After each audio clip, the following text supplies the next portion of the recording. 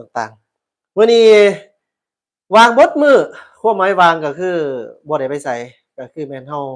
อยู่เหย้าอยู่เรือนเนาะอันนี้ก็อยู่ห้องส่งของทางแอดมินเองอันนี้นะเนาะถือว่าเฮ็ด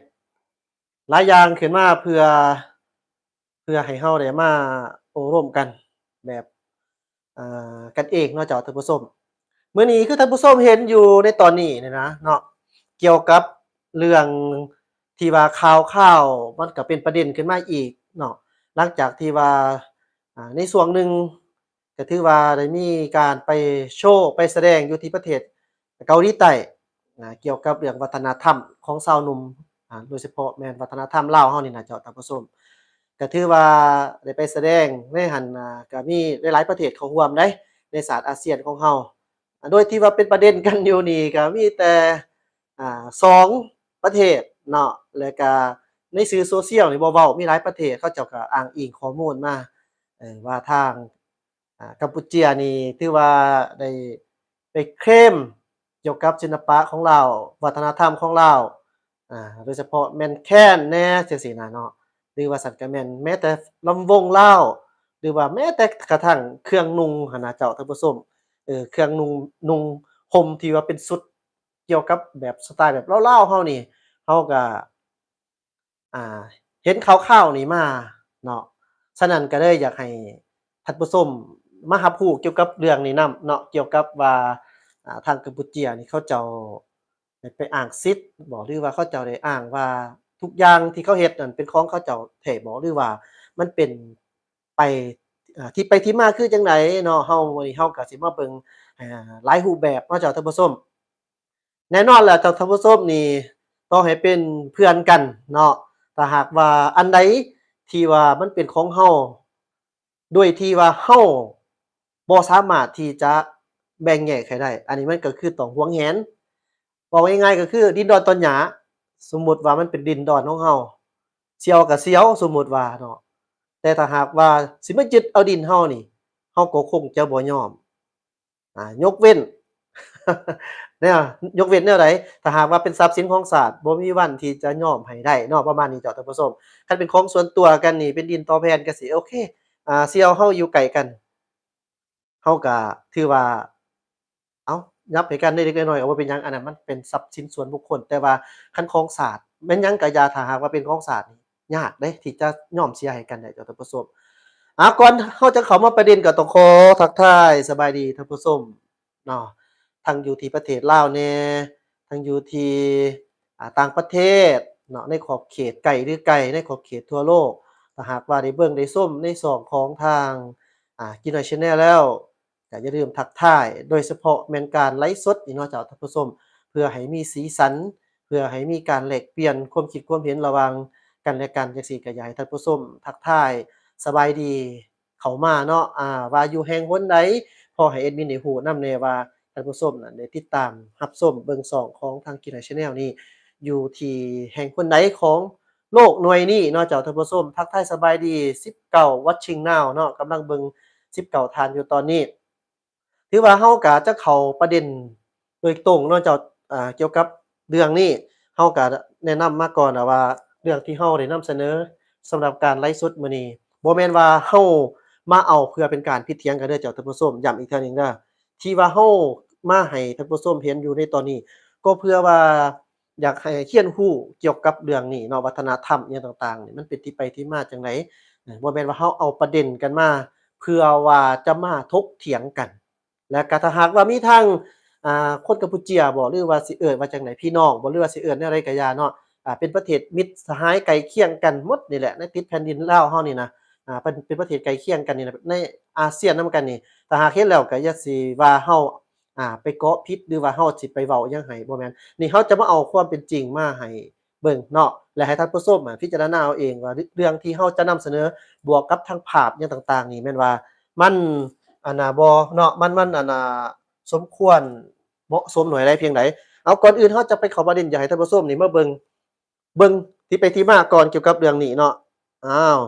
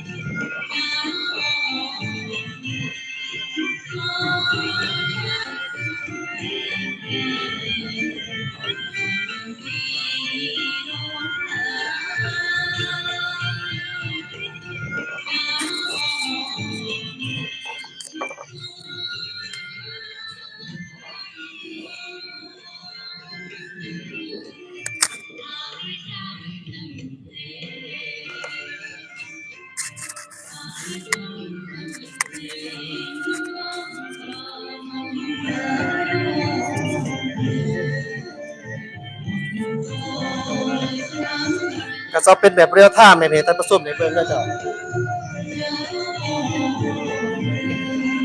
ก็ที่ท่านผู้ชมเห็นอยู่ตอนนี้เนาะที่ว่ามีการเป่าแค้นรูปแบบลักษณะแบบลาวเนาะและก็การนุ่งสุดนุ่งถือต่างๆแล้วเขาจะว่าต่อ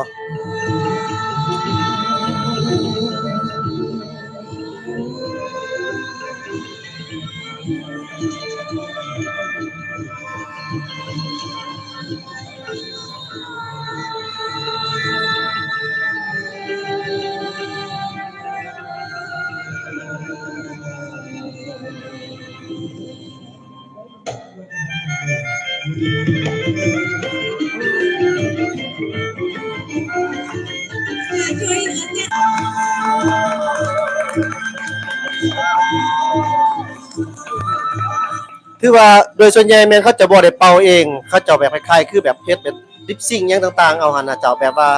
บ่ได้แบบมาแบบว่าเป่าหยังคือกันกับแบบดินแท้หยังประมาณนั้นเจ้าอาจจะเป็นเอกลักษณ์ลักษณะแบบว่าเฮ็ดให้เห็นว่าข้อยกำลังแสดงวัฒนธรรมแบบนี้ให้กับผู้ที่เขามาเบิ่งโดยเฉพาะแม่น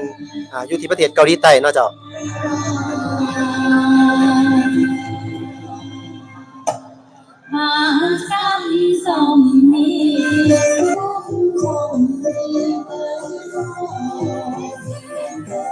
วิธีเป่าแคนบ่คือแม่นบ่เจ้าโอเคท่านผู้ชมสามารถคอมเมนต์มาตอนนี้เลยเนาะสามารถคอมเมนต์เข้ามาแล้วก็เพิ่นว่าคำอิงสร้างกองแขวงจำปาสักคำอิงวะคำอิงสร้างกองแขวงจำปาสักอ้อวิธีเป่าแคนบ่คือนี่ผมก็ตัวนี้ว่าท่านผู้ชมนั่นถือว่าแม่นเป็นของทางประเทศกัมพูเชียที่ว่าเพิ่นได้มาโชว์รายการอยู่ที่เกาหลีใต้เนาะเกี่ยวกับเรื่องวัฒนธรรมหยังประมาณนี้แหละเจ้าท่านผู้ชมแต่ว่าเขาเจ้าก็อ่าโดยที่แหล่งข่าวในหั้นน่ะมีทั้งข่าวจากทางประเทศเกาหลีใต้โดยที่ไทยอ้างอิงเนาะแล้วก็คนลาวเฮาได้นำเอาคลิปหยังต่างๆนำไปเสนอหยังต่างๆหั่นน่ะว่ากัมพูเชียเขาเจ้าอ้างว่าหรือว่าเคลมว่าเกี่ยวกับเรื่องแค้นหยังต่างๆน่ะเป็นของชาวกัมพูเชียเป็นของประเทศกัมพูเชียแม้แต่กระทั่งสุดแล้วก็ยังมีอีกหลายๆอย่างแล้วเราไปเบิ่งนํกันเรามาเบิ่งของแท้นํกันเบิ่งเจ้าท่านผู้ชมบัดนี้ของแท้ดั้งเดิมของเฮาแท้ๆนี่แหละว่าเบิ่งของแท้เฮาว่าเป็นจังไดมาเบิ่งนํกัน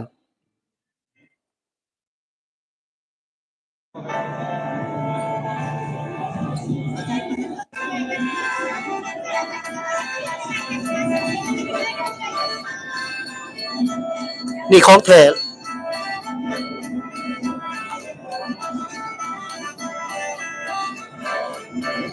นี่แม่นงานอยู่ที่ประเทศญี่ปุ่นเด้อบ่แม่นเกาหลีใต้แต่ว่าอยากให้เบิ่งซื่อๆ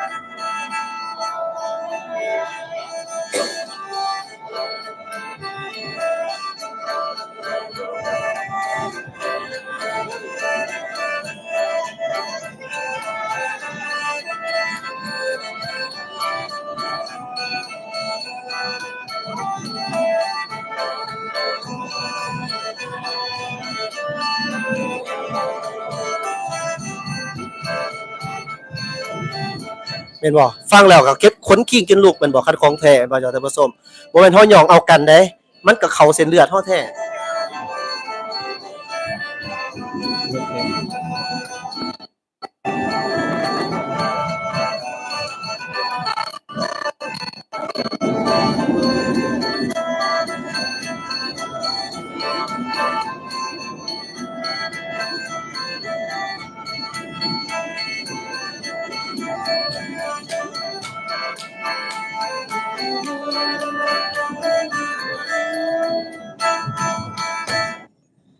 ทั้งงามทั้งเก่งสาวน้องคนนี้เรา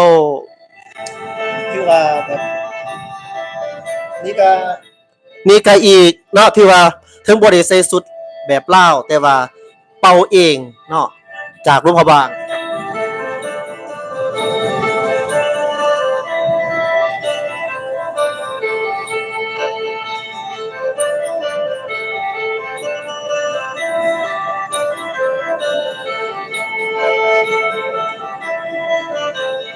เสียงแคนลาวเต่าโฮมเผาลาวเนี่ยอ้าย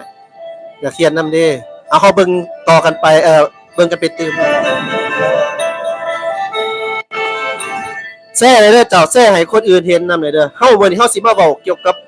สไตล์แบบเล่าๆเฮาเด้อคือเว้าแหละบางอันนี่เฮาให้คนอื่นบ่ได้เฮาต้องหวงแหนได้แซ่เด้อเจ้ารบกวนแซ่เด้อเจ้า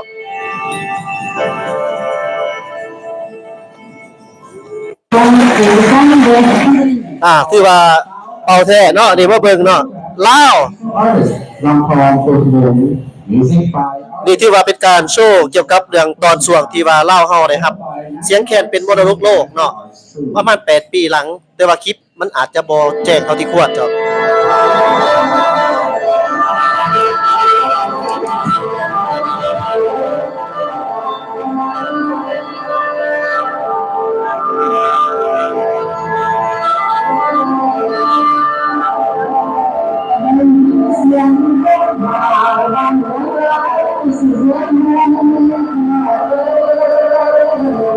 คนขี้งุบยาวๆเป็นบ่ละของแท้นะเจ้า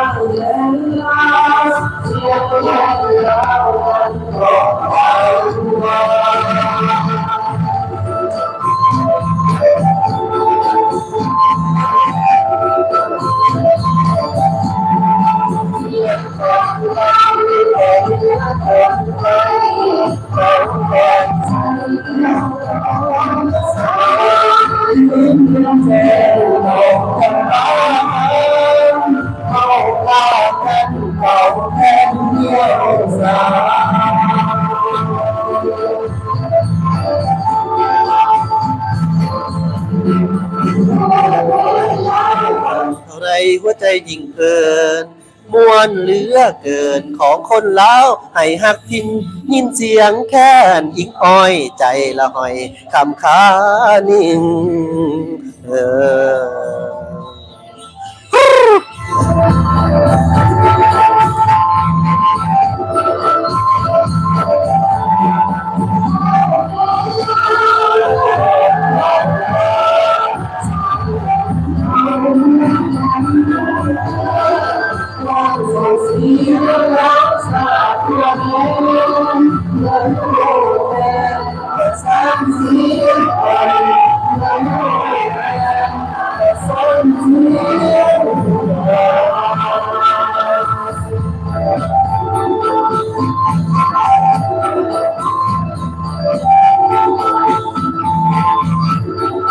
โอเค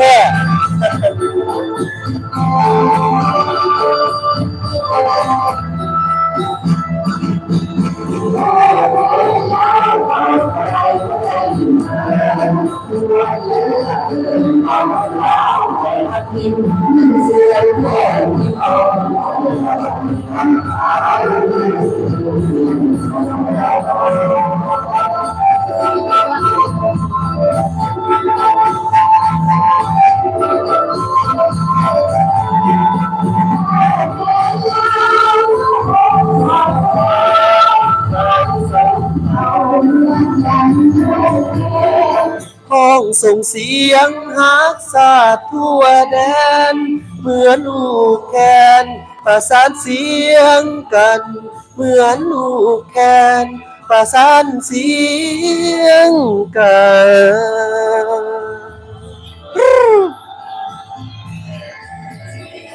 ตอนนี้ที่ว่าเพิ่นเฮ็ดพิธีต้อนรับในส่วงแคนลาวเสียงแคนลาวกลายเป็นมรดกโลกเนาะเจ้าท่านผู้ชม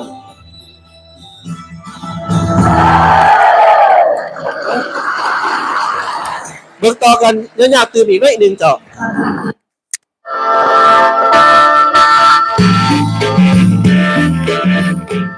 ภายหลังที่เสียงแคนเสื้อสัตว์ลาวได้รับการยั่งยืนจากองค์การยูเนสโกแห่งสหประชาชาติให้เป็นมรดกวัฒนธรรมนามธรรมของคนเสื้อสัตว์ลาวและเป็นมรดกวัฒนธรรมนามธรรมของมวลมนุษย์โลกในท้ายปี 2017 ที่ผ่านมาซึ่งได้สร้างเกียรติและชื่อเสียงอันใหญ่หลวงให้แก่สาธารณรัฐประชาธิปไตยประชาชนลาวของพวกเขาสูงเด่นขึ้นในเวทีสากลเพื่อสืบต่อเสริมขยายวัฒนธรรมอันดีงามคือดังกล่าวนั้นสมาคมเสียงแคนลาวซึ่งเป็นองค์การจัดตั้งสังคมด้านวิชาการมีบทบาทหน้าที่เป็นใจกลางในการประกอบส่วนอนุรักษ์รักษาเสริมขยายมูลเสื้อแคนและเสียงแคนเสื้อสัตว์ลาวมรดกโลกให้มีการพัฒนาที่ยืนยง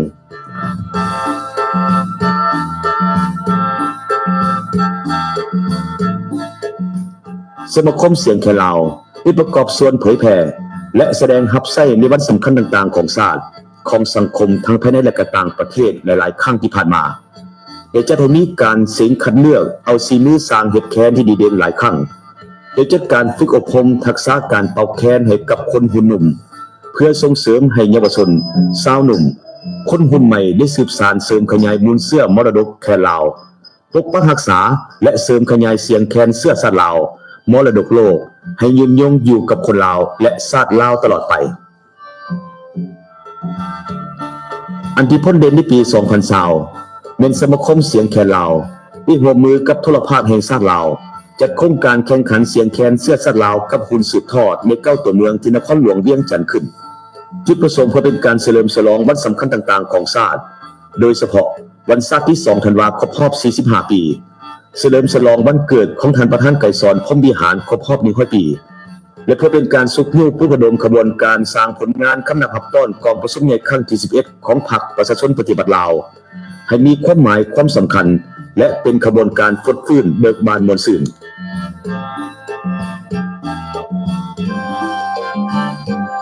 โครงการแข่งขันเสียงแคนเสื้อสัตว์ลาวกับหุ่นสืบทอดใน9ตัวเมืองทั่วนครหลวงเวียงจันทน์ได้เริ่มมีการแข่งขันตั้งแต่ต้นเดือนมีนาปี 2020 เป็นต้นมาและมาสิ้นสุดในท้ายเดือนพฤศจิกายนปี 2020 นี้การแข่งขันรอบคัดเลือกครั้งที่1ได้จัดขึ้นในวันที่11 เดือนมีนาปี 2020 โดยมีผู้เข้าร่วมแข่งขันทั้งหมดจำนวน56คนแบ่งออกเป็น2หุ่นอายุคือหุ่นอายุ7-54 ปีและหุ่นอายุ15-58 ปีทั้งเพศหญิงและเพศชายผลการแข่งขันเป็นคัดเลือกได้จำนวน37คน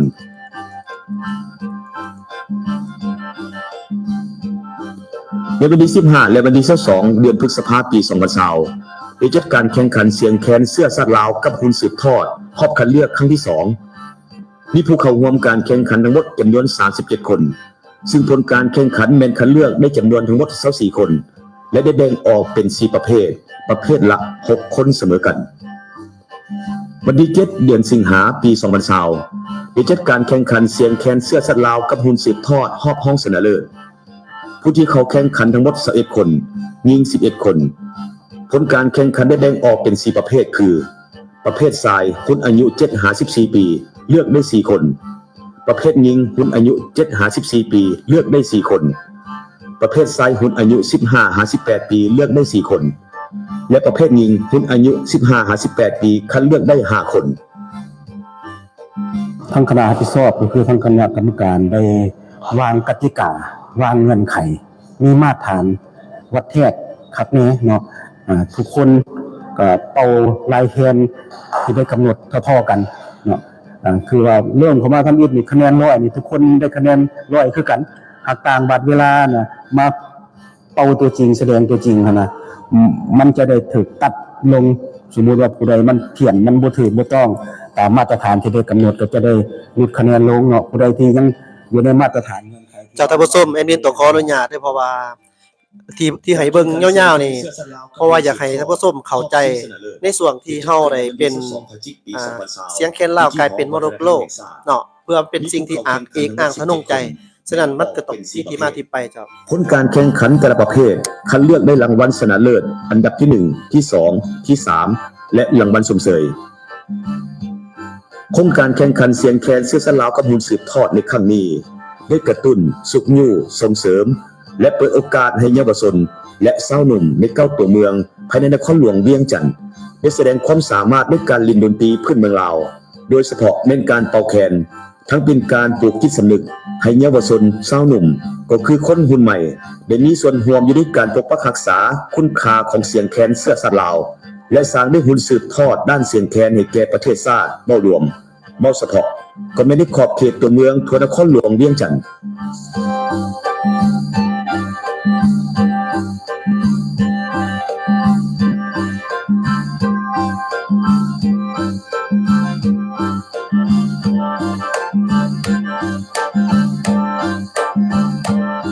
มักมีเสียงแคน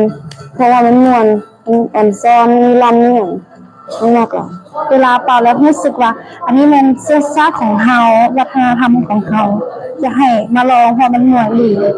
ทั้งแคนและก็เสียงแคนนี่มันติดพันกับสังคมลาวมาแต่สมัยก่อนแต่ปู่ย่าตายายแล้วฉะนั้นน้องเองก็รู้สึกว่าดีใจที่บรรพบุรุษเพิ่นยังรักษาไว้ให้ต้องอนุรักษ์รักษาไว้คันบ่ให้อนุรักษ์รักษาไว้เสียงแคนก็จะจางหายไปแค่เราได้เป็นมรดกโลกแล้วเนาะแล้วแบบเฮาก็เป็นผู้หญิงคนหนึ่งที่อยากให้แบบชาวโลกได้รู้ว่าประเทศลาวมีผู้หญิงที่สามารถเป่าแคนได้หลายคนก็อยากสืบต่อนำเอาไปเผยแพร่บ่ว่าจะอยู่ใน ตอนนี้กำลังมาแห้งน้องนี่เก่งหลาย ระดับเวทีสากลก็ ถ้าสามารถไปได้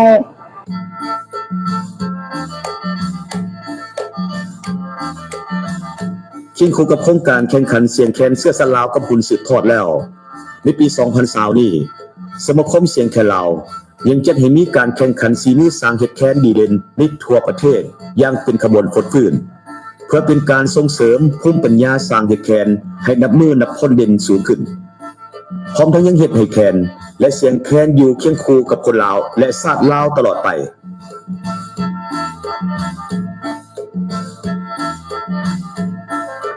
ในงานมโหฬารเสียงแคนเสื้อสัตว์ลาวมรดกโลกในมื้อนี้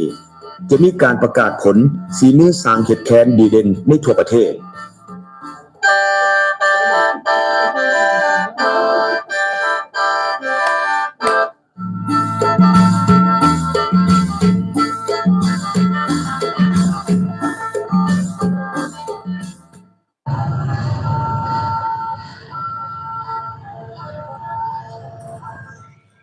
วันนี้ท่านผู้ชมเห็นอยู่ตอนนี้แม่นเป็นขบวนแห่ต้อนรับเสียงแคนลาวเขาเป็นมรดกโลกในช่วงปี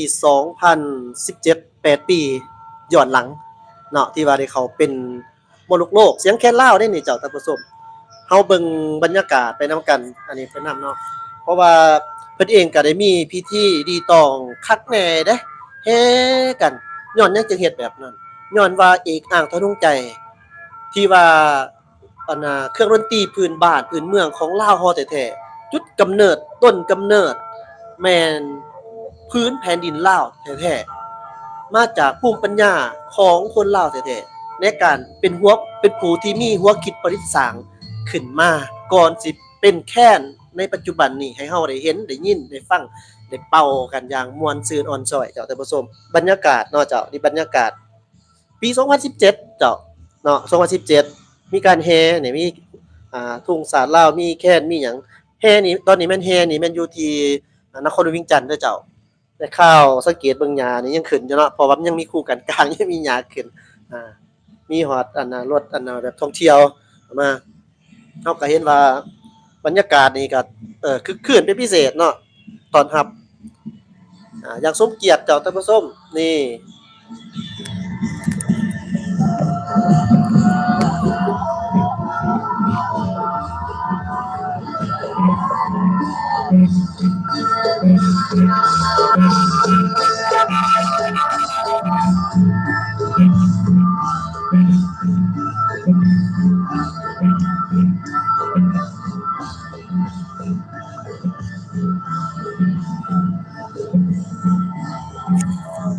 บ บิ่งกันเป็นยาวๆเพื่อเป็นสิ่งที่ยั่งยืนให้ชาวโลกฮู้ว่า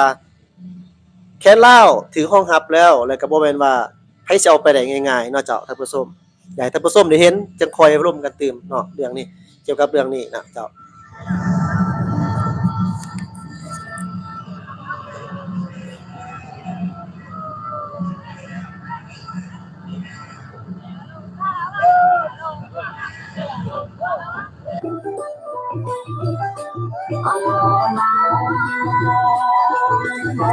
นี่แม่นเป็นนั่นน่ะกัมพูเชียลาววันนี้เฮาสิมาก้าวเข้าสู่ลำวงเนาะเจ้าท่านผู้ชมที่ว่ามีการอ้างกันอีกว่าลำวงสารบอกสารวัตรหยังต่างๆนี่ก็แม่นเป็นของกัมพูเชียตามเฮาได้เห็นข่าวมาที่เขาไปโชว์หยังต่างๆกันที่ลาว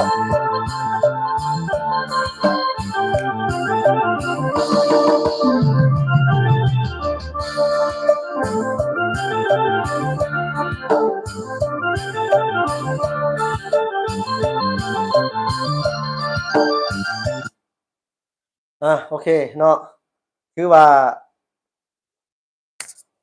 ถือว่าเฮาก็ได้ให้ท่านผู้ชมได้เห็น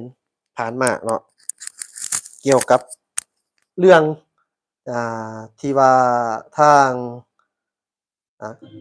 ข่าวๆว่าทางกัมพูเชียหยังต่างๆเนาะที่ว่าเข้มเข้มแค้นลาวเฮาไปเนาะ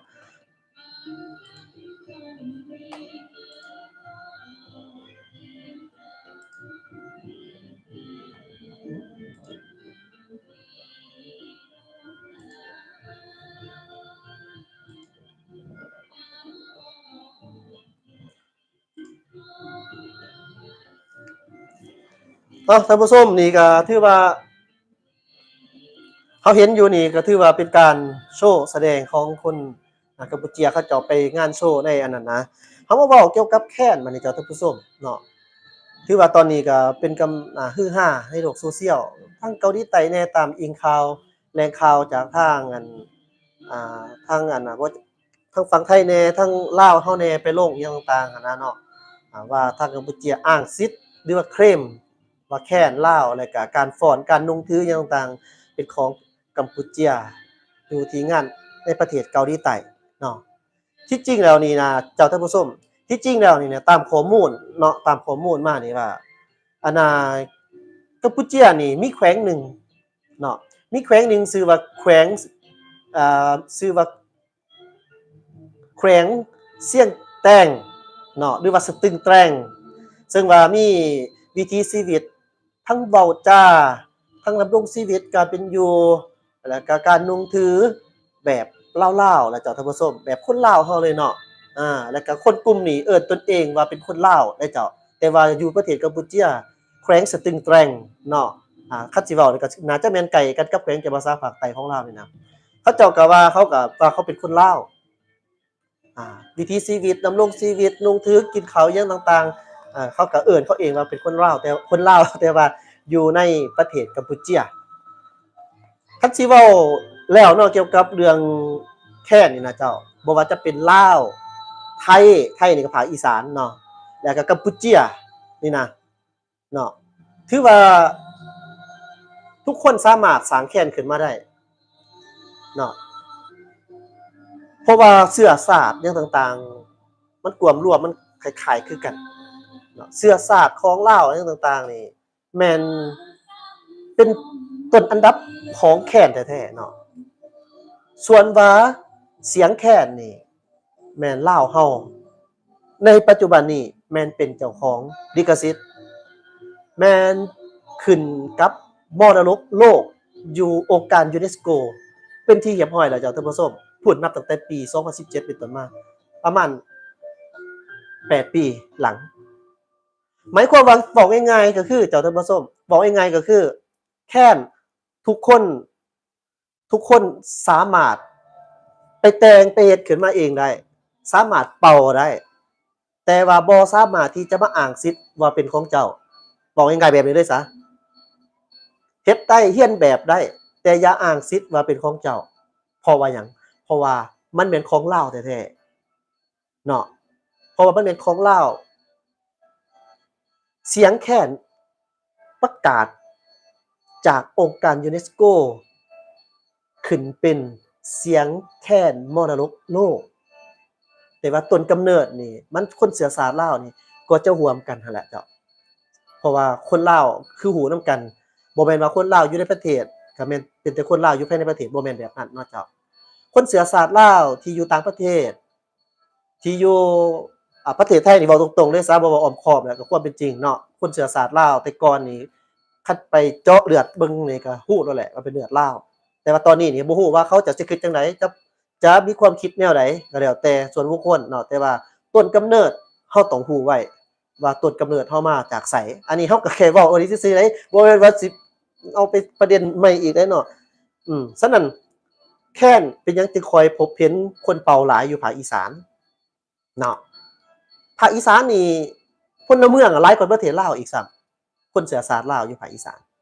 ส่วนว่าคนลาวแท้ๆคนลาวสัญชาติลาวเชื้อสายลาวอยู่แท้ๆอยู่ในประเทศลาวนี่มีแต่7-8ล้านคนแต่ว่าต้นกำเนิดแม่นอยู่นี่คันสิเว้านี่ก็มาแต่แลนด์นี่แหละพื้นแผ่นดินแม่จังซี่ซะเนาะเจ้าฉะนั้นจังว่าแค้นนี่สามารถที่จะร่วมกันเป่าได้ร่วมกันสร้างขึ้นมาได้แต่ว่าบ่สามารถที่จะมาอ้างเป็นกรรมสิทธิ์ของคนเชื้อสายลาวอยู่บ่อนอื่นได้เพราะว่ามันถือครองรับจากองค์การยูเนสโกว่าเสียงแคนลาวเป็นของโลกของประเทศลาวเป็นที่เรียบร้อยแล้วเจ้าท่านผู้ชมฉะนั้นบ่เป็นหยังเด้อเจ้าเพิ่นสิเอาไปเป่าก็เรื่องของเพิ่นบางเทื่อเพิ่นก็มีเอกลักษณ์ของเพิ่นเพราะว่าเฮาเว้าผ่านมาแล้วว่าเกี่ยวกับเรื่องเขาฮ้องว่าจังได๋ภูมิปัญญาอิหยังต่างๆเนาะเชื้อสายลาวเฮาข้าวเหนียวเสียงแคนบ่ว่าสิกลายเป็นสัญชาติใดก็อย่าเถาะเนาะสิอยู่อเมริกาบ่แคนาดาสิไปอยู่สวิตเซอร์แลนด์ญี่ปุ่นเกาหลีอยู่ทุกแห่งหนในทั่วโลกนี่เขาสิเอาไปเป่าเพิ่นสิเอาไปเป่าไปโฆษณาไปอิหยังก็บ่เป็นหยังเนาะต่างแต่ว่าเพิ่นโลกเขารับรู้ว่ามันแม่นของประเทศลาวแม่นของคนลาวแล้วก็คนที่เป่าแคนเอาจังซี่ซะเป็นของร่วมเนาะฉะนั้นกัมพูชาเพิ่นจะเอาไปเฮ็ดก็เอาไปโลดต่อให้ไปเว้าว่าโอ๊ยนี่เป็นของข้อยเด้อนี่น่ะต้นกำเนิดนี่มาจากข้อยได้นี่มาจากประเทศข้อยต้นกำเนิดนี่มาแต่ข้อยเป็นคนหัวคิดประดิษฐ์สร้างขึ้นมาให้เพิ่นเว้าไปคันเพิ่นเว้าแท้บ่เป็นหยังเพราะว่าโลกเขารู้แล้วว่านี่มันของลาวฉะนั้นท่านผู้ชมหลายคนก็เป็นห่วงเป็นใยรวมทั้งแอดมินนี่มาเฮ็ดนี่ป้าหลายคนส่งเข้ามาหาเอ้าเจ้าคือบ่ฮู้หยังวะยามใดก็สิมาเฮ็ดแต่ข่าวอยู่บ้านเมืองตัวเองนี่เป็นหยังคือบ่เบิ่งแน่นี่เขาเอาเข้มเอาแค่ลาวเฮาไปเบิดล่ะนุ่งชุดนุ่งก็เข้มเอาไปว่าซั่นซะแล้วก็อิหยังก็ลำวงสารวัตรก็เข้มเอาไปเขาเอาไปเบิดแล้วเดี๋ยวยังสิมาเว้าแต่เรื่องอยู่ในประเทศลาวอีก อันนี้ก็โอ๊ยเนาะมันเป็นของเฮานี่แหละจังเว้าว่าผู้หลักผู้ใหญ่ผู้เพิ่นเฮ็ดเวียกเพิ่นก็เฮ็ดเวียกถ้าหากช้าแม่เจ้าท่านผู้ชมเด้อถ้าหากว่าช้าอีกแม่นี่ถ้าโลกบ่ฮู้ว่าต้นกำเนิดแค้นมาจากประเทศลาวถ้าช้ากว่านี้คนอื่นอาจเอาไปก็เป็นไปได้แต่ว่าก่อนสิเอาไปนี่เขาเจ้าบ่แม่นว่าหาวได้หาวเอาหาวรับในองค์การยูเนสโกก็ดีเขาก็ต้องได้ลงไปเบิ่งสถานที่ไปเอาข้อมูลไปเอาประวัติอิหยังชัดเจนเด้อเจ้าท่านผู้ชมทุกอย่างครบถ้วนแล้วเพิ่นจังขึ้นห้องรับให้เป็นมรดกโลกต่อให้เจ้าอ้างอิงปากออกมาแต่หลักฐานจะบ่มีเจ้าก็บ่สามารถเอาไปได้ฉะนั้นคนลาวเฮาทั่วทุกมุมโลกมั่นใจว่า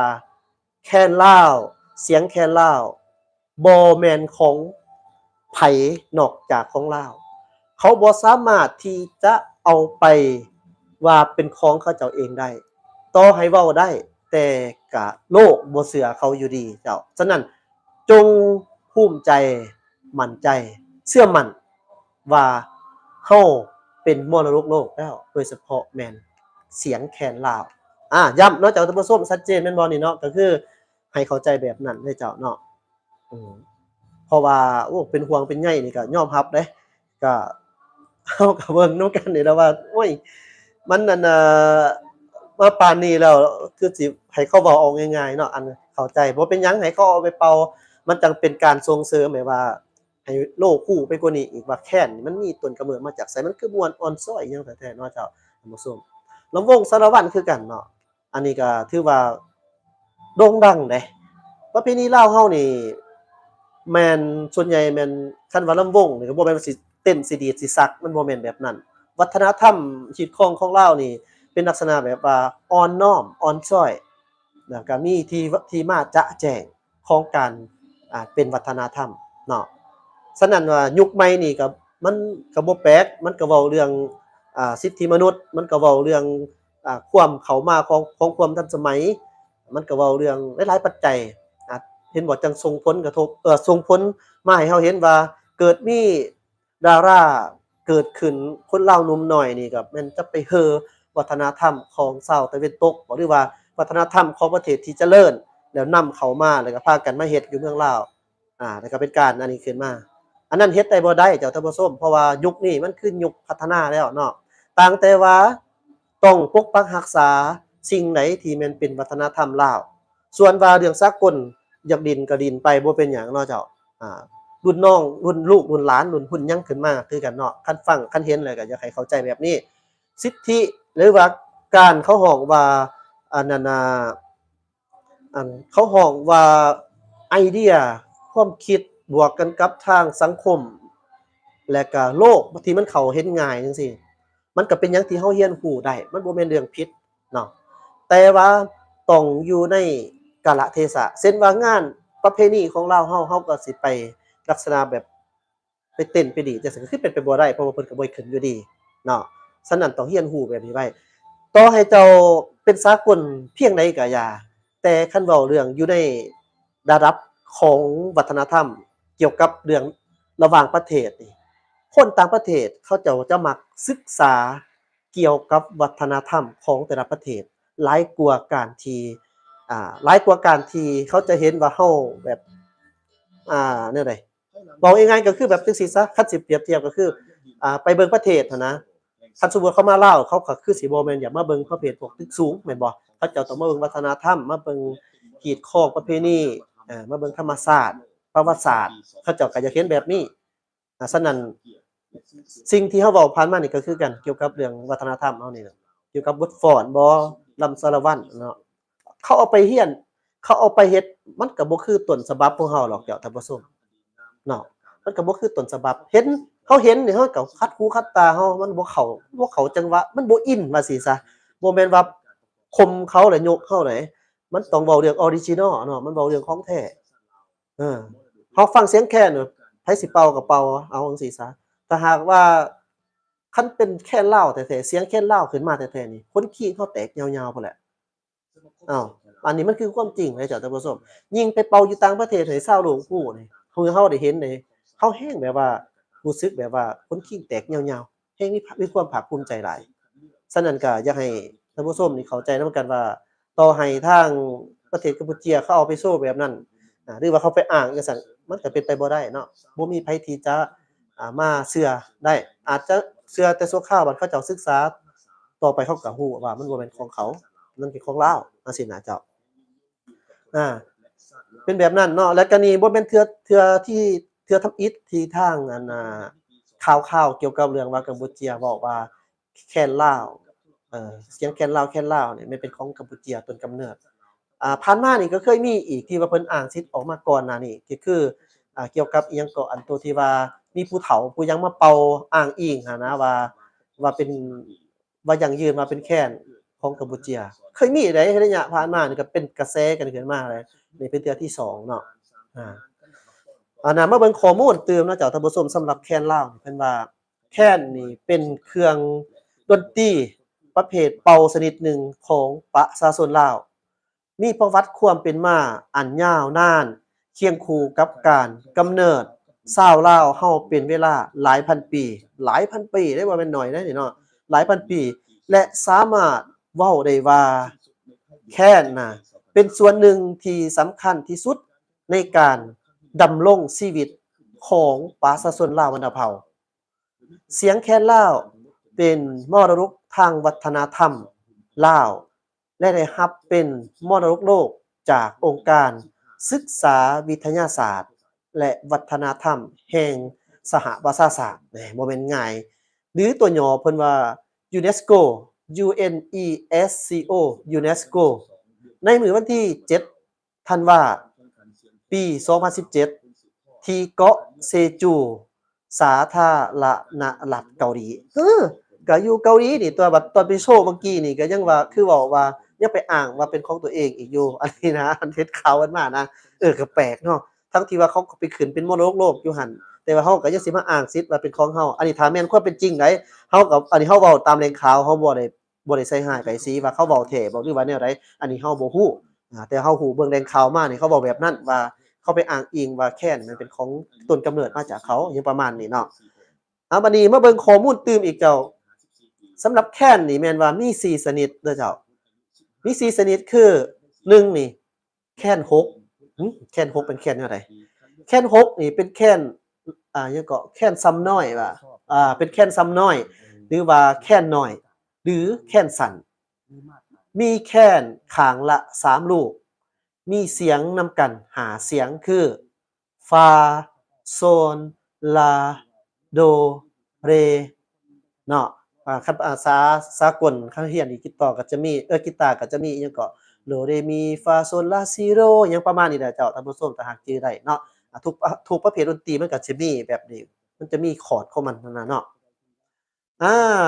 บัดนี้มาเบิ่ง2บัดนี้นะแค้น7แค้น7นี่มันแค้นแนวใดเนาะเจ้าแค้น7นี่ก็คือเป็นแค้นซากลางมีลูกข้างละ7ลูกแค้นซ้ำกลางบ่แม่นว่าแค้นแค้นซ้ำกลางนิยมเป่าใส่ดนตรีอื่นๆมีเสียงนำกัน7เสียงคือโดเรมีฟาซอลลาทีเฮ็ดชื่อม่วนเฮ็ดชื่อคือแล้วเจ้าเอามานี่แม่นเป็นแค้นอันน่ะแค้น7เนาะที่เพิ่นกล่าวมาข้อที่2ส่วนข้อที่3นี่เจ้าข้อที่3นี่แม่นแค้น8เรียนหูนำกันแค้น8มันเป็นแค้นจังไดเนาะบัดนี้สำหรับแค้น8นี่แม่นเป็นแค้นซ้ำกลางซึ่งใหญ่กว่าแค้น7หน่อยหนึ่งใช้สำหรับเป่าเดี่ยวโดยผสมประสานกับเสียงล่ำและก็เสียงคับประเภทต่างๆแค้น8เป็นแค้นที่หมอลำนิยมส้มใส่หลายกว่าหมู่นี่เฮาก็เบิ่งในฮู้แล้วนี่แหละเป็นแค้น8เนาะเจ้าท่านผู้ชมแค้น8เป็นแค้นที่ใหญ่เรียนรู้ไปนำกันไอ้มิ้นก็ศึกษาให้เขาฮู้คือกันเนาะเรียนรู้ไปนำกันแค้น8มันเป็นแค้นที่ใหญ่และก็ส่วนใหญ่แม่นนิยมเอาไปส้มใส่ในการขับล่ำท้องถิ่นบ่หรือว่ามีงานใหญ่ๆจังซี่เอาไปผสมผสานกับดนตรีสากลก็เข้ากันปานอิหยังเนาะโอ้ยอันนี้ถือว่าอ่อนช้อนเนาะเจ้าท่านผู้ชมคันขาดสิ่งใดสิ่งหนึ่งก็คือกินข้าวบ่ได้กินน้ำพุ่นแหละประมาณนี้แหละเจ้าบัดนี้มาเบิ่งอีกข้อที่4นี่มีแค้นเก่าศึกษาไปนำกัน น่าฮักเด้เนาะสาวนี่เนาะเรายังน้อยเดี๋ยวนี้เราใหญ่แล้วเราไปเป่าอยู่หลายประเทศเด้เป่าเก่งผู้นี้นะเนาะน้องนี่บัดนี้มาเบิ่งแค้นเก่าโอ้ยเว้าเรื่องใหม่ไปแล้วบัดนี้แค้นเก่านี่เป็นแค้นแนวใดแค้นเก่านี่ถือว่าเป็นแค้นที่มีลูกข้างละเก่าลูกข้างละเก่าโอเคมีลูกข้างละเก่าแค้นชนิดนี้แม่นแค้นที่เพิ่นนิยมส้มซื่นเป่าใส่ลำโสมลำโสมลำศรีพันดรเป่าใส่ลำพื้นเมืองลำนิทานแต่เก่าและก็ในปัจจุบันปรากฏว่าในวงการหมอลำที่มักใส่กันแล้วนั่นแต่ในบางเขตก็มีการคบงานบุญประเพณีด้วยเสียงแค้นอยู่เข้าใจบ่เจ้าท่านผู้ชมงงบ่ เอาง่ายๆก็คือแค้นเก่าเป็นแค้นที่มีลูกข้างละเก่าแค้นชนิดนี้แม่นเป็นแค้นที่เพิ่นนิยมส้มซื่นเป่าใส่ลำโสมลำศรีพันดรลำพื้นเมืองลำนิทานแต่เก่าในปัจจุบันปรากฏว่าในวงการหมอลำนี่มักใส่กันแล้วเนาะแต่ว่าบ่มักใส่กันแล้วแต่ในบางเขตก็มีการคบงันมีการคบงันกันด้วยเสียงแค้นที่มีอยู่หมายความว่าก็คือมีหลายๆใน4แค้นนี่เนาะบ่ว่าจะเป็นแค้น6แค้น7แค้น8แค้น9นี่ล้วนแล้วแต่ว่ามีหน้าที่ที่ค่อนข้างแบบแตกต่างกันแล้วก็มีคอร์ด แม่นมีคอร์ดบางอันก็คล้ายคือกันบางอันก็แตกต่างกันเนาะแต่ว่าตามที่เฮาได้เฮ็ดข้อมูลมานี่คนนิยมเป่าหลายกว่าหมู่นี่น่าจะแม่นเป็นแคน8นี่เนาะเพราะว่าอ่าหมอลำอิหยังต่างๆเขาเจ้ามักเอาไปเป่าไปประสานหยังกันเนาะนี่กัมพูเชียเด้อเจ้าบ่แม่นลาวเด้อนี่นะ กัมพูเชียเด้อที่ว่าเป็นกระแสโด่งดังกันอยู่นี่เนาะแต่ว่าเสียงเสพเสียงหยังนี่ก็ถือว่ามันก็เป็นสไตล์ของเขาเด้อล่ะแต่ว่าเสียงแคนบ่มีแต่ว่าบ่มีเสียงแคนแปลกเนาะแต่ว่าจับแคนอันนี้ก็น่าแปลกเด้เอาท่านผู้ชมฟังนำกันส่วนใหญ่จะเป็นเสียงสีซ้อและก็เสียงระนาดแต่ว่าเสียงแคนเป่าออกแล้วบ่มี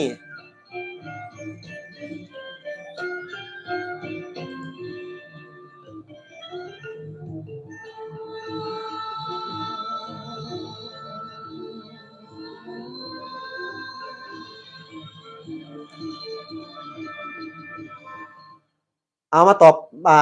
มาตอบคอมเมนต์เพิ่นว่าสุดแล้วเฮาควรเอา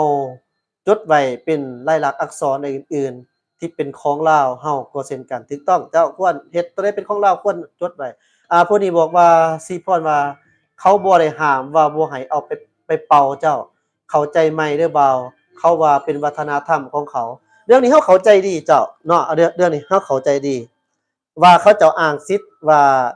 อันน่ะเป็นของเขาเฮาก็บ่ได้ห้ามแต่ว่าเขาเจ้าเว้าว่าเป็นสิทธิ์ของเขาก็คือคันเฮาได้เข้าเบิ่งแต่เบื้องต้นในการไลฟ์สดมาหม้อนี้ท่านก็คงจะเข้าใจว่าผู้เว้านี่คันบ่เข้าใจนี่บ่ออกมาเว้าเด็ดขาดเด้เกี่ยวกับเรื่องนี้เข้าใจว่าเขาเว้าว่าเป็นของเขาเนาะเข้าใจว่าเขาเว้าแบบนั้นแต่ว่าต่อให้เขาเว้าก็เฮ็ดจั่งใดล่ะมันบ่แม่นของเขาสิ่งที่ยั่งยืนว่าแม่นของเราองค์การยูเนสโกก็ถือว่าจบข่าวแม่นบ่องค์การยูเนสโกเขาก็อ้างอิงบ่แม่นอันน่ะเพิ่นจดเอาเป็นมรดกโลกไปที่เรียบร้อยแล้วต่อให้เจ้าเอาไปเป่าก็เรื่องของเจ้าบ่เป็นหยังเจ้าอย่าไปอ้างสิทธิ์ก็เรื่องของเจ้าแต่ว่าโลกเพิ่นก็เบิ่งเจ้านะว่ามันบ่แม่นของเจ้านะตอนนี้นะเขาหักสิฮู้ต่อไปเองคันเขายั่งยืนหยังไปแท้ๆเขาหักสิน่าอายเขาเองว่าสิ่งที่กูเว้ามามันกูเคลมเขาประมาณนั้นเพื่อเว้าให้กันเข้าใจง่ายๆก็คือต่อให้เจ้าไปอ้างอิงว่าเป็นของเจ้าแต่ว่าสิ่งที่เจ้าจะได้มานั่นก็คือคนอื่นจะเบิ่งเจ้าน่ะเป็นคนมาเคลมเป็นคนที่บ่แม่นของแท้เอาจั่งซี้ซะเนาะเอาไปเป่าบ่เป็นหยัง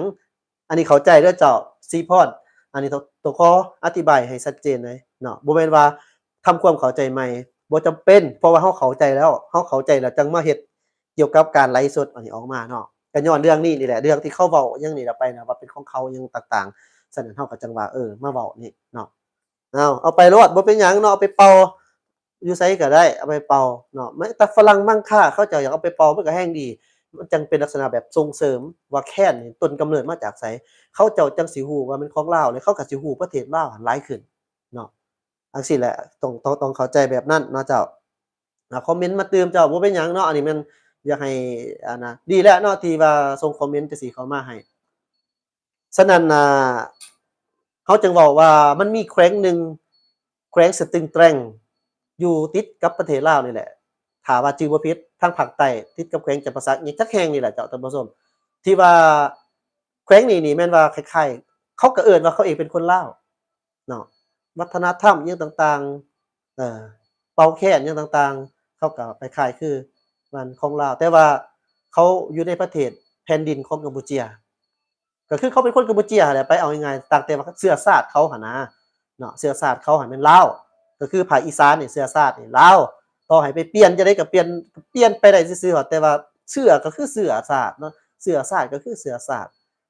คือสมมุติว่าแอดมินนี่เป็นคนลาวอยู่ดีๆนี่ทั้งเชื้อชาติทั้งสัญชาติอยู่ซื่อๆอยากไปเป็นคนอเมริกาก็แค่ตัดสัญชาติถ้าเพิ่นอนุมัติได้นี่สมมุติก็ต่อไปก็เป็นคนอเมริกาสัญชาติอเมริกาแต่เชื้อชาติยังคงเป็นลาวเลือดเฮาก็ยังแม่นลาวอันนี้ก็คือเป็นสิ่งที่มันตัดขาดกันบ่ได้ต้องเข้าใจระหว่างเชื้อชาติกับสัญชาติเนาะเจ้าท่านผู้ชมนี่แหละเพิ่นจังว่าโอ้ยเนาะอันน่ะคนเฮานี่นะเวลาเชื้อชาติเฮานี่นะเฮาไปตกอยู่ไส ไปตกอยู่พื้นแผ่นดินไผอยู่ไสก็อยากเขาก็ยังเอะอะทะนงใจว่าเขากับต้นกำเนิดเขามาจากคนเชื้อชาติลาวแต่ว่าข่อยบ่แม่นสัญชาติแล้วตอนนี้ก็แค่เปลี่ยนแปลงในนามกฎหมายระหว่างประเทศซื่อๆเนาะแต่ว่าบ่สามารถที่จะเปลี่ยนเสื้อไขของเราได้ครับท่านผู้ชมนอกจากไปแต่งเอากับคนต่างประเทศแล้วเกิดลูกขึ้นมาแล้วบ่ลูกใหญ่ขึ้นมาแล้วกลายเป็นเขาแล้วเขาจนสิบ่เว้าภาษาลาวบ่ได้แล้วก็ไปแต่งเอากับต่างประเทศอีกเกิดลูกแพร่พันธุ์หยังขึ้นมามื้อนั้นแหละจังค่อยเลือดของลาวมันก็สิจางไปแต่ว่ามันก็ยังเป็นเชื้อชายมันก็ไปอยู่นะแบบนั้นคือเก่าเนาะนี่แหละจังว่าเฮาก็มาอบรมกันเนาะว่าสิ่งที่เขาเอาไป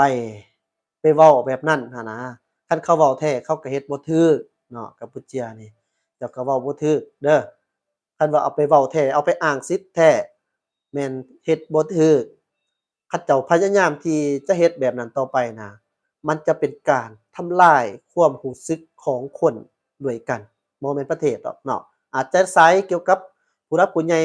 อาจจะแนวใดเฮาบ่ฮู้แต่ว่ารับประกันว่าเกี่ยวกับเรื่องคนสัญชาติลาวเชื้อชาติลาวที่เป็นของลาวก็คือแค้นนะแม่นว่าเขาบ่ยอมเด็ดขาดเนาะรวมทั้งแอดมินเองนี่ก็บ่ยอมเด็ดขาดถ้าหากว่าจังได๋ก็ยังสิเอาไปว่าเป็นของตัวเองแล้วก็ประกาศเปล่าออกไปเนาะอันนี้ก็ถือว่าบ่มีไผยอมไผแต่ว่าสิ่งที่อุ่นใจก็คือผู้หลักผู้ใหญ่เพิ่นได้เฮ็ดเวียกของเพิ่นสำเร็จหน้าที่เกี่ยวกับแค้นแล้วเป็นหยังจังว่าซั่นเพราะว่าเพิ่นได้เสนอจนองค์การยูเนสโกเข้ามากวดสอบหยังต่างๆมาเอาข้อมูลหลักฐานครบสุดแล้วไปประกาศอยู่ที่ประเทศเกาหลีใต้น่ะประกาศเนาะตั้งแต่ว่าองค์การยูเนสโกเพิ่นประกาศให้เป็นเสียงแคนมรดกโลกฉะนั้นอุ่นใจต่อให้เขาเว้าอีกย้ำอีกคำเก่านี่แหละต่อให้เขาเว้าก็เรื่องของเขาเนาะบางเทื่อนี่เอาบางคนนี่ก็เอาแบบเป็นลักษณะแบบอ่าเป็นประเด็นมันดีเนาะถ้าหากว่าเฮาบ่เว้าแน่นี่ก็บ่ได้เด้ท่านผู้ชมมันเป็นลักษณะแบบผู้อื่นผู้ที่เขาบ่ฮู้เขาก็สิว่าโอ้เป็นของเขาแท้ได้เนาะอาจจะฮู้เพียงแต่วงในวงที่จดกันน่ะนะลูกหลานใหญ่ขึ้นมานี่บางเทื่อบ่ฮู้เด้คันว่าเฮาบ่มีการโฆษณาเผยแพร่ข้อมูลโฆษณาปลูกจิตสำนึกไปแต่ละน้อยนับตั้งแต่รุ่นน้อยจนฮอดรุ่นสืบทอดไปตลอดนะให้ดีแท้นี่อยากให้เสนอจังซี่เนาะเกี่ยวกับวีซ่าศิลปะเนาะวัฒนธรรมอยู่ลาวเฮานี่นะเนาะหรือว่าเพิ่นมีแต่บ่เฮาก็บ่ฮู้ผ่านมาแอดมินแท้ก็เพิ่นก็มีวีซ่าตอนยังน้อยๆคันจือบ่ผิดก็มีวีซ่าศิลปะเนาะแต่ว่าบ่เห็นว่ามีการสอนกันเรียนแค้นนี่นะนอกจากว่าโรงเรียนศิลปะดนตรีหรือว่าทางศูนย์กลางอิหยังต่างๆเพิ่นสอนเพิ่นแอบเพิ่นมีเนาะแต่เว้าเรื่องคอร์สหลักสูตรในการเรียนอยู่แต่ละโรงเรียนนี่บ่เห็นว่ามีนะหรือว่ามีแต่ว่าตอนนี้บ่มั่นใจแต่ว่า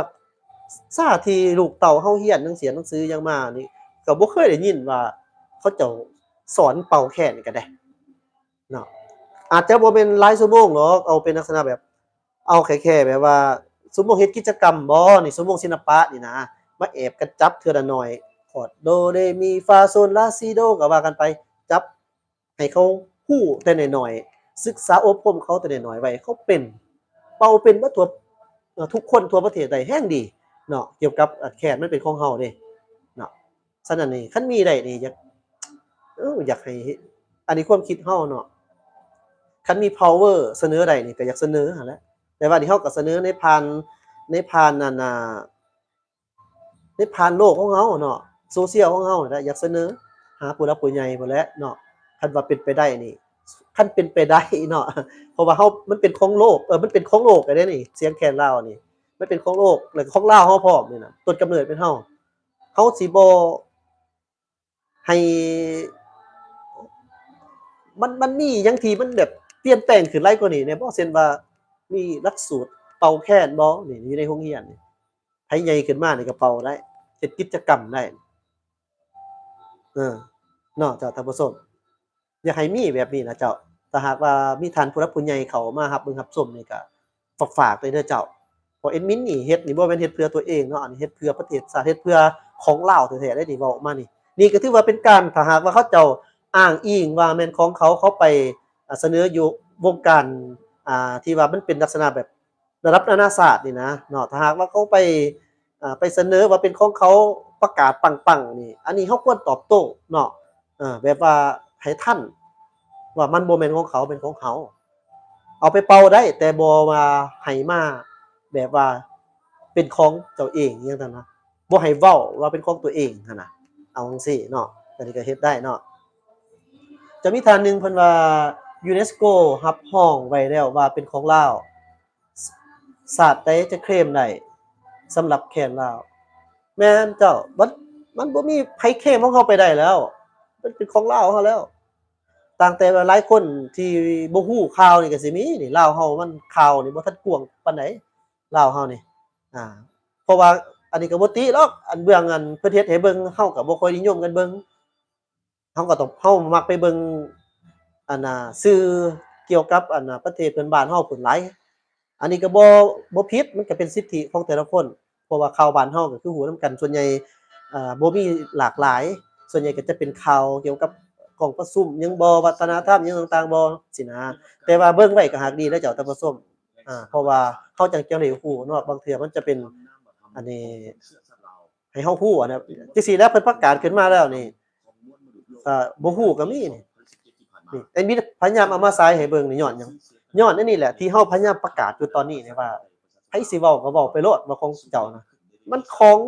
เดี๋ยวนี้นี่มันขึ้นอยู่พุ่นแล้วเนาะมันเป็นของเฮาไปติเนาะเป็นมาแต่หลายพันปีแล้วบ่แม่นว่าเฮาก็เป็นเนาะแต่บางต่างแต่ว่าโลกเขาเจ้าไปห้ำพ้องเอาหั่นน่ะเจ้าท่านผู้ชมนี่นะเฮามาอันนี้ต้องขอขอบใจนำกระทรวงแถลงข่าวและวัฒนธรรมหลายๆที่ว่าได้เฮ็ดคลิปนี้ออกมาแต่ปี2017ในการที่เสียงแคนลาวได้ถือครองรับจากองค์การยูเนสโกขึ้นเป็นเสียงแคนระดับโลกเนาะเจ้าประมาณนั้นเจ้าของสังคมทั้งภายในและก็ต่างประเทศหลายๆครั้งที่ผ่านมาโดยจะได้มีการเสียงคัดเลือกเอาสีมือสร้างเฮ็ดแคนที่ดีเด่นหลายครั้งฉะนั้นก็ต้องได้คือเว้าแหละเฮาต้องได้เว้าได้ว่าแน่คันบ่เว้าบ่ว่าแน่นี่เขาก็สิคิดว่าเฮาบ่ใส่ใจยังมีอีกหลายอย่างเนาะที่ว่าเป็นของลาวนี่ถ้าหากว่าพอเป็นไปได้นี่เสนอขึ้นเลยเนาะเจ้าเสนอติบของติบข้าวหมู่นี่เนาะข้าวเหนียวเสียงแค้นเด้มันเคียงคู่กันไปเนาะติบข้าวบ่นี่ที่ว่าเป็นสิไม้ลายมือของลาวเฮานี่เนาะส่วนว่าลายนาคนี่ฮู้แล้วเนาะว่าเป็นมรดกโลกแล้วลายนาคนี่นะประเภทพวกตำผูกท่อไม้นี่นะลายนาคยังเป็นแต่ว่าทิพเขานี่ยังบ่ได้ยินเทื่อเลยว่าเป็นนะยังมีหยังอีกที่ว่าเป็นของลาวเฮายังมีหลายนะแอดมินว่าเชื่อว่ายังมีหลายแต่ว่าเฮายังบ่ทันเห็นอันนี้ก็ขอฝากความหวังไว้นำทางหน่วยงานที่เพิ่นรับผิดชอบพุ่นแหละเนาะอันใดมันจะเอาสิทันเป็นของเฮาให้เป็นของเพื่อให้ลูกหลานเฮาผู้เกิดใหม่ใหญ่รุ่นขึ้นมาได้ฮู้ว่าของลาวเฮาก็ต้องแม่นย้อนผู้ที่เพิ่นเฮ็ดเวียกพุ่นน่ะเนาะเอาจังซี่ซะมีหยังก็ดีเพิ่นว่าหยังนี่มันจะเป็นมิตรกับประเทศลาวได้จังได๋ความหมายมันนี่แม่นอันนั้นแม่นบ่เจ้าที่เฮากล่าวมาแม่นบ่จังว่านี่แหละอันนี้เฮาก็บ่ฮู้เนาะเกี่ยวกับเรื่องนี้นี่ถือว่าเพิ่นอ้างเกี่ยวกับเรื่องแคสเนาะก็เกี่ยวกับเรื่องทางภาครัฐภาคหยังเพิ่นก็สิเฮ็ดเวียกร่วมกันเป็นแบบนึงอันนี้เฮาก็มาร่วมสู่กันฟังว่าถ้าหากว่าเขาไปเคลมหยังเฮาแท้ๆเขาประกาศนี่ก็บ่อยากคักปานใดเฮาก็แค่ออกมายั่งยืนว่านี่มันคือของลาวเฮาสิเอิ้นว่าตอบโต้ก็ว่าได้แต่ว่าตอบโต้ในนามรูปแบบที่ว่าเฮามีหลักฐานบ่แม่นไปปล่อยไปด่าเขาเนาะคนลาวเฮาบ่แม่นคนที่จะไปด่าคนประเทศอื่นได้ง่ายๆเด้เฮาต้องเอาเครดิตของคำว่าลาวเฮาไว้เช่นเดียวกับว่าอยู่ซื่อบ่พอใจเฮาก็สิไปด่าเขาก็เป็นไปบ่ได้เฮาต้องมาอธิบายหลายก่อนเนาะอธิบายให้เข้าใจก่อนถ้าหากว่ายังสืบต่อยังต่างๆมันก็เป็นอีกแบบนึงหั่นน่ะเจ้าท่านผู้ชมเนาะอันนี้เฮาก็เว้าจังซั่นซะเนาะ11คนยิง11คนผลการแข่งขันได้แบ่งออกเป็น4ประเภทคือประเภทชายคนอายุ7-54ปีเลือกได้4คนประเภทหญิงคนอายุ7-54ปีเลือกได้4คนประเภทชายคนอายุ15-18ปีเลือกได้4คนเกี่ยวกับเรื่องและประเภทหญิงคนอายุ15-18ปีคัดเลือกได้5คน ทางคณะรับผิดชอบก็คือทางคณะกรรมการได้วางกติกาวางเงื่อนไขมีมาตรฐานวัดแทกคักแน่เนาะทุกคนก็เป่าลายแทนที่ได้กำหนดเท่าๆกันเนาะคือว่าเริ่มเข้ามาทำอิฐนี่คะแนน100นี่ทุกคนได้คะแนน100คือกันหากต่างบัดเวลาน่ะมาเป่าตัวจริงแสดงตัวจริงหั่นน่ะมันจะได้ถูกตัดลงสมมุติว่าผู้ใดมัน นี่สำหรับผู้ที่เขามาเบิ่งใหม่เนาะอยากให้เข้าใจก่อนว่าการที่เฮาออกมาเว้านี่เฮาเข้าใจน้อยได้เพียงใดคือกันกับอันน่ะผู้ซื้อซีพอดนะเพิ่นว่าเฮาให้เฮาเข้าใจใหม่เนาะเกี่ยวกับเรื่องว่าอันนั้นน่ะเกี่ยวกับว่าเขาบ่ได้ห้ามว่าบ่ให้เอาไปเป่าเจ้าเข้าใจใหม่เด้ออันนี้เนาะเพิ่นว่าจังซั่นเนาะอยากให้เข้าใจ เลิศ เจ้า อันดับที่ 1 ที่ 2 ที่ 3 และรางวัลสมเสยโครงการแข่งขันเสียงแคนเสื้อสลาวกับหุ่นสืบทอดในครั้งนี้ได้กระตุ้นสุขยู่ส่งเสริม และเปิดโอกาสให้เยาวชนและสาวหนุ่มใน9ตัวเมืองภายในนครหลวงเวียงจันทน์ได้แสดงความสามารถในการเล่นดนตรีพื้นเมืองลาวโดยเฉพาะในการเป่าแคนทั้งเป็นการปลูกจิตสำนึกให้เยาวชนสาวหนุ่มก็คือคนรุ่นใหม่ได้มีส่วนร่วมอยู่ในการปกปักรักษาคุณค่าของเสียงแคนเสื้อสัตว์ลาวและสร้างได้หุ่นสืบทอดด้านเสียงแคนให้แก่ประเทศชาติเว้ารวมเว้าเฉพาะก็ไม่ได้ขอบเขตตัวเมืองทั่วนครหลวงเวียงจันทน์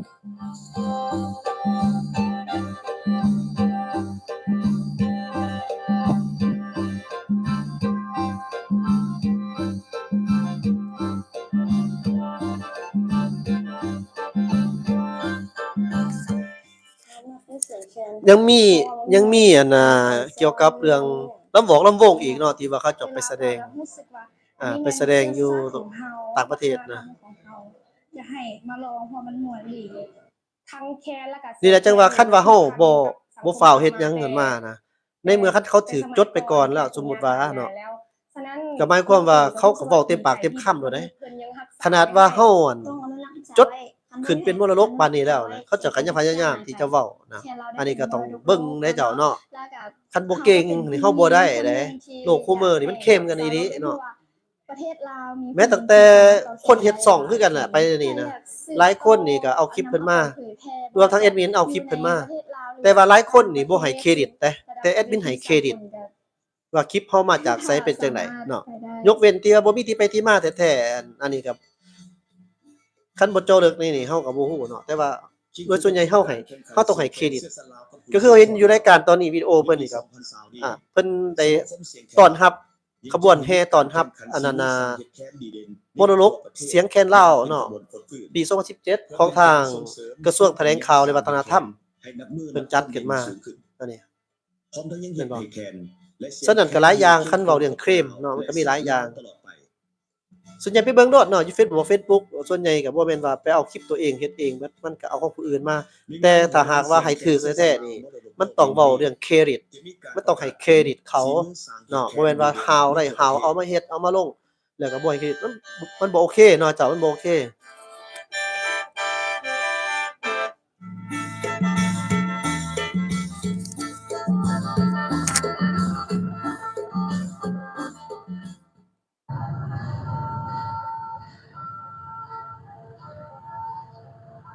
ครับตอนนี้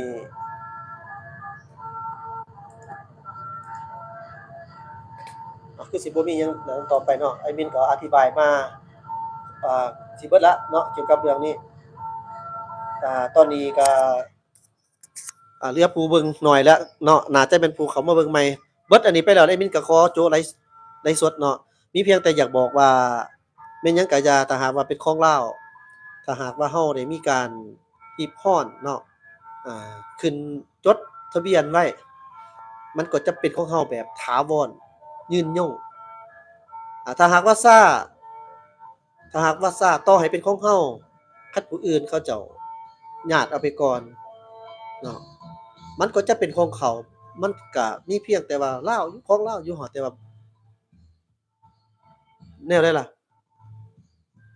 แต่ว่าชื่อเพิ่นมันเป็นของเขาอันนี้นะก็น่าคิดได้เจ้าท่านผู้ชมเนาะถือว่าผู้ที่เพิ่นเว้าว่าเขาเจ้าเคลมเขาเจ้าแสดงความคิดเห็นอันนี้ถือว่าเขาเจ้ามีความเป็นห่วงเป็นใยเขาเจ้ารักประเทศชาติบ้านเมืองได้นี่ ผู้ที่เขาเจ้าออกมาเว้าว่าอันทางกัมพูเชียบ่เขมรบ่ไปเคลมเพิ่นเฮ็ดเป็นคลิปเป็นทางถ่วงออกมาฉะนั้นน่ะเขาเจ้าเป็นห่วงเป็นใยประเทศชาติเป็นห่วงเป็นใยของเครื่องของมูลมรดกของลาวเฮาแท้ๆเดะเขาเจ้าจังเว้าออกมาเนาะตั้งแต่ว่าก็ฝากไว้นำอันน่ะผู้ที่เอาคลิปอิหยังต่างๆเฮ็ดคลิปลงไปอะนะเนาะต้องอธิบายแหน่บ่ให้แบบใส่คำแห้งหลายเนาะเพราะว่ามันอาจจะสื่อถึงได้ถึงอารมณ์ระหว่างคนมันจะเกลียดชังกันเนาะแต่ว่าเฮาพยายามที่จะอธิบายเนาะอธิบายไปแล้วถ้าหากว่าบ่เข้าใจหยังอีกขึ้นมาอีกก็จังว่ากันเป็นเรื่องใหม่เนาะเจ้าท่านผู้ชมอันนี้ก็ต้องเบิ่งเด้เนาะเอาย้ำอีกเทื่อหนึงเอาอีกบาทหนึ่งเนาะอีกบาทหนึ่งเพื่อว่าเป็นการโบสถ์เนาะที่ไปที่มาสำหรับผู้เขามาเบิ่งใหม่เนี่ยก็เขาก็จะเศร้าที่ต้นเหตุว่าเป็นเรื่องที่ว่าเคลมว่าเป็นของเขาอหยังต่างๆเนาะนะครับประมาณนี้เนาะ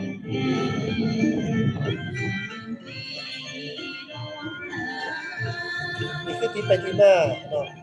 โดยเฉพาะเป็นแค่นนี่แหละแค่นครับการนุ่งชุดนุ่งต่างๆ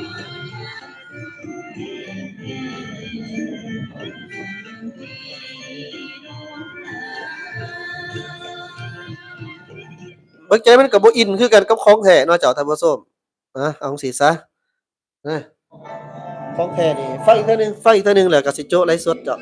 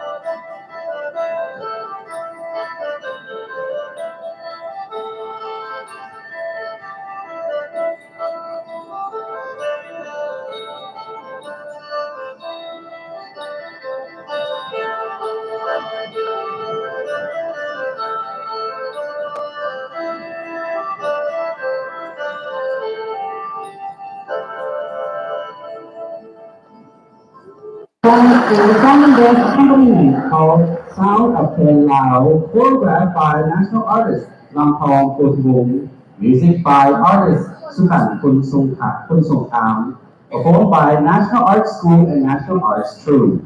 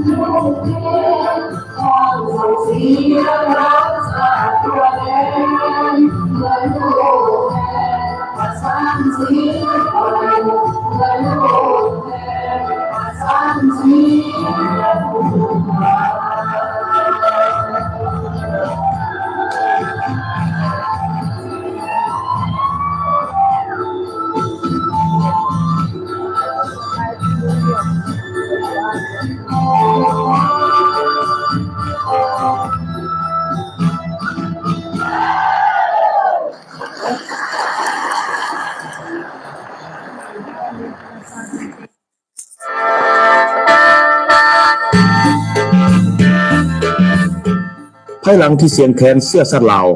ได้รับการยั่งยืนจากองค์การยูเนสโกแห่งสหประชาชาติ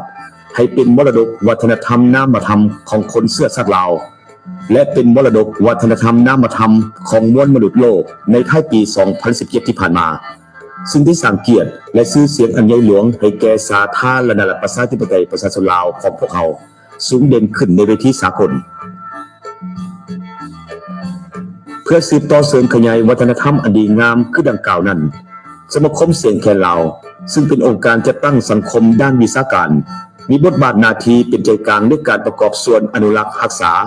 เสริมขยายมูลเสื้อแคนและเสียงแคนเสื้อสัตว์ลาวมรดกโลกให้มีการพัฒนาที่ยืนยง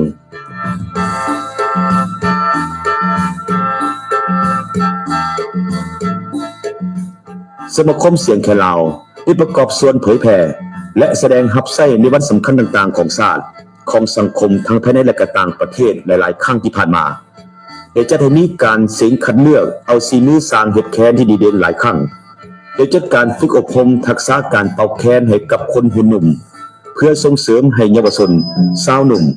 คนหุ่นใหม่ได้สืบสานเสริมขยายมูลเสื้อมรดกแคนลาวปกปักรักษาและเสริมขยายเสียงแคนเสื้อสัตว์ลาวมรดกโลกให้ยืนยงอยู่กับคนลาวและชาติลาวตลอดไปอันที่พ้นเด่นในปี 2020เป็นสมาคมเสียงแคนลาวได้ร่วมมือกับโทรภาพแห่งชาติลาวจัดโครงการแข่งขันเสียงแคนเสื้อสัตว์ลาวกับหุ่นสืบทอดใน9ตัวเมืองที่นครหลวงเวียงจันทน์ขึ้นจุดประสงค์เพื่อเป็นการเฉลิมฉลองวันสำคัญต่างๆของชาติโดยเฉพาะวันชาติที่2ธันวาคมครบรอบ45ปีเฉลิมฉลองวันเกิดของท่านประธานไกรสอนพรหมวิหารครบรอบ100ปีและเพื่อเป็นการสุขยุปลุกระดมขบวนการสร้างผลงานคำนับหับต้อนกองประชุมใหญ่ครั้งที่11ของพรรคประชาชนปฏิบัติลาวให้มีความหมายความสำคัญและเป็นขบวนการฟดฟื้นเบิกบานมวลซื่นเอาล่ะท่านผู้ชมถือว่ามาฮอดนี่ก็ถือว่าเป็นถ่ายในการที่จะโจ๊ะไลฟ์สดถ้าท่านผู้ชมที่เขามาเบิ่งใหม่อยากเห็นว่าแอดมินได้เว้าอยากเห็นอยากฟังหยังที่แอดมินเว้ายังผ่านมาเกี่ยวกับเรื่องนี้หันนะสามารถเบิ่งย้อนคืนได้อยู่ที่แต่นับตั้งแต่ต้นพุ่นแหละมาว่าจุดประสงค์ที่เฮาเว้ามื้อนี้ แม่นมันเกี่ยวกับหยังเนาะเฮาสิย้ำอีกเทื่อหนึ่งก่อนม่วนท้ายเนาะเจ้าหรือว่าสรุปก็ว่าได้ในการที่เฮาเอามาเว้ามื้อนี้ก็คือ1แอดมินได้อธิบายด้วยการฉายวิดีโอซึ่งว่าในส่วนการฉายวิดีโอนี่มันเป็นการที่ต้อนรับแคนลาวหรือว่าเสียงแคนลาวเข้าเป็นมรดกโลกในปี 2017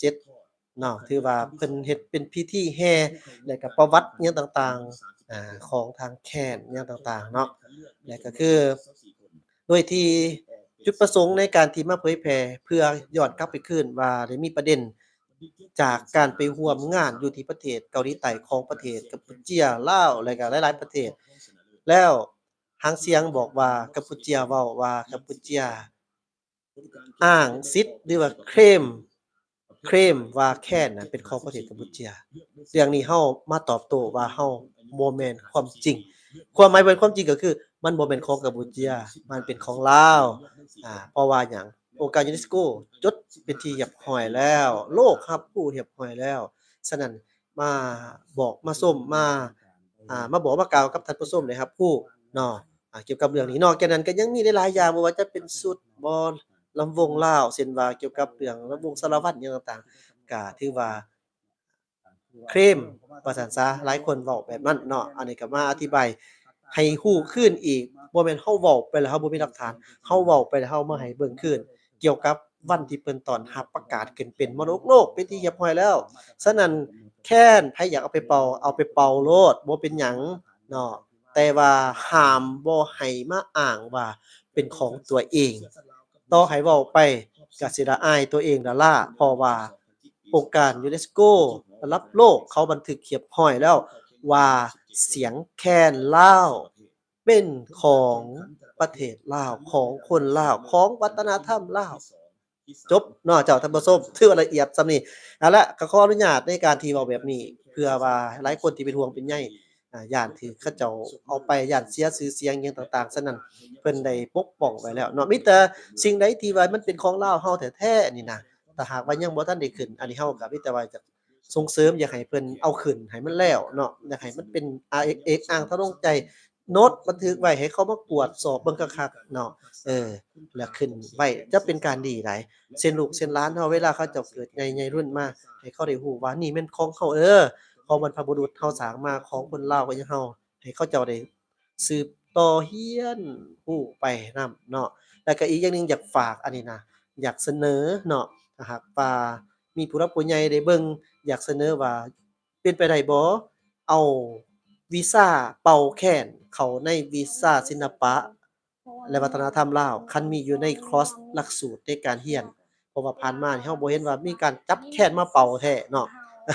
อันนี้มันต้องเว้าเรื่องว่าคันสิว่าครูอาจารย์ก็ยังเป่าบ่ทันเป็นอันนั้นแหละก็คือแบบว่าเราต้องได้เริ่มหั้นน่ะเนาะถ้าหากว่าครูตอนนี้ครูบ่เป็นครูก็ต้องเรียนนำหมอแคนแหน่หรือว่าซั่นก็เอาหมอแคนนี่ให้หมอแคนนี่ซะเพิ่นไปสอนให้เงินนำเงินเดือนเพิ่นบ่เอาสมมุติว่าจังซี่เนาะคันอยากปกปักรักษาแท้ๆหั้นนะมันก็ต้องเฮ็ดแหล้วเนาะสิ่งใดมันจะขึ้นอันใดมันจะเป็นสิ่งใหม่ขึ้นมาเราก็ต้องได้อันนั้นน่ะนะในความคิดเห็นซื่อๆดอกเจ้าอันนี้คันหากว่าถูกก็นำใช้ก็หากดีถ้าหากว่ามันบ่ถูกก็ต้องขออภัยเนาะฉะนั้นเสียวัฒนธรรมก็คือเสียศาสตร์คือกันกับคำเว้าของท่านประธานไกรสอนพรหมวิหารเพิ่นได้กล่าวเนาะไว้ดังนั้นเนาะเสียวัฒนธรรมเสียศาสตร์เจ้าท่านผู้ชมขอบใจที่ติดตามรับชมจบการไลฟ์สดแต่เพียงเท่านี้เด้อขอบใจหลายๆสบายดีเจ้า สมาคมเสียงแคนลาวยังจัดให้มีการแข่งขันฝีมือสร้างเฮ็ดแคนดีเด่นในทั่วประเทศอย่างเป็นขบวนพดฟื้นเพื่อเป็นการส่งเสริมภูมิปัญญาสร้างเฮ็ดแคนให้นับมือนับคนเด่นสูงขึ้นพร้อมทั้งยังเฮ็ดให้แคนและเสียงแคนอยู่เคียงคู่กับคนลาวและชาติลาวตลอดไป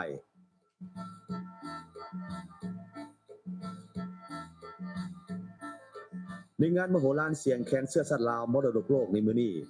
จะมีการประกาศผลฝีมือสร้างเฮ็ดแคนดีเด่นในทั่วประเทศ